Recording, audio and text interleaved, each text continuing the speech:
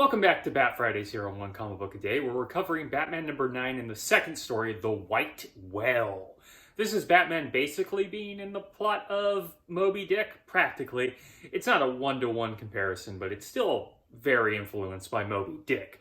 There is a white whale, a white sperm whale. Doesn't seem to have a name that's sinking different shipping concerns. So it's sunk 3 ships. There's about a $10,000 bounty on it.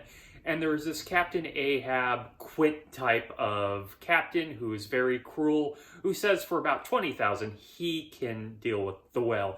Even though at the beginning he doesn't seem like he's able to do that. But no one will work for him. Bruce happens to be part of the corporate board that oversees the shipping concern. And he doesn't seem all that concerned by any of this because, you know what? Why? I know he's losing money, but also it's a living thing, and F these rich guys.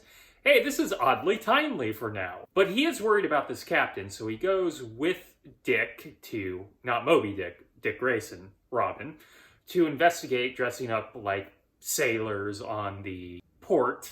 Pretty much immediately, Bruce gets knocked on the back of the head, his greatest weakness. This happens so often in early Batman stories. Like, Detective Comics has been going on for about 10 to 20 issues at this point. Plus, Batman has about 4 issues, so with 9, we have about 36 more. So he's been around for, let's say, 50 issues. And I would say he's been knocked in the back of the head and knocked out in maybe half of them. Like, the amount of brain damage Bruce has already been dealt. But don't worry, Dick is on the case and swims to the boat. See, the captain can't get anybody to work for him, so he just kidnaps a whole bunch of people on the port to work on it. I guess he assumes they're all sailors. So Bruce goes along with this to be someone named Jack Tar, who is a sailor. This is really funny because we're told this, and then he immediately fakes his death. Like, nothing happens with this whole Jack Tar disguise. So then he comes up as Batman. Batman and Robin fight their way through. There's a weird fight moment where Robin slips on some soap and it lands in a guy's mouth. Because, once again, it's Golden Age. It's pretty silly. It's not the Batman you want, or even the crazier, way too dark versions of Batman some of you want. But they lose because of guns. They're outnumbered guns. They get taken out to deal with a whale. Except it's not the white whale. I thought it was at first, but I was really confused why the white whale was yellow. So Batman ends up having to harpoon a whale and kill it, which I don't want to see. Who wants to see that? That's not what we read Batman for. Also, screw Batman here. I hope killer whales eventually deal with his bat things.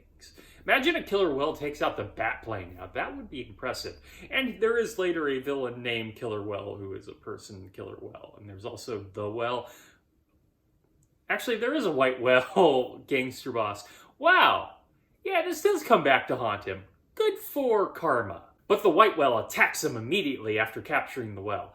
It turns out, Batman with the captain and Robin end up getting stuck out because the crew mutinies and sends the captain off, as they should, but also Batman won't let him die because we get, the better ideas of Batman, his anti-killing Batman, which hasn't exactly been all that presented to us, but this seems to be a clear delineation of that. Turns out there is no Moby Dick. The White Whale is a submarine that is being controlled by the guy who heads the board because they're going to make money on the insurance. I guess this is a better plan, or makes more sense than all those stories in Superman. And I guess, has one happened in Batman? I can't remember, where they sink ships to get the salvage rights to a point that I have to imagine this was some sort of epidemic at the time. It doesn't seem like a smart move. There's a paper trail, especially if you're like a guy who worked on one of the boats. Anyway, the ship gets destroyed by happenstance. It's blown up. Oh, wow. Especially timely. Who would have thought that the Batman issue I would have tackled this week, the week of a submarine exploding underwater, involves a submarine exploding underwater? It was the Navy that helped. So, honestly, Batman didn't have to get involved. Essentially, he's taking care of just some weird, corrupt captain who kidnaps people. He's not taking care of the whale because the whale ends up getting defeated by the Navy. He didn't have to intervene. If anything, these two things would have solved each other, but people would have died, so I guess I'm glad Batman helped. That's That's what I come to at the end of The White Whale. If you enjoyed this video, please like and subscribe, hit the bell icon to get notification when new videos up. I do this Monday through Friday, but Monday through Thursday, I cover a Superman story in either Superman or Action Comics. And please join us next time, same Bat Day, same comic book channel. Have a great day.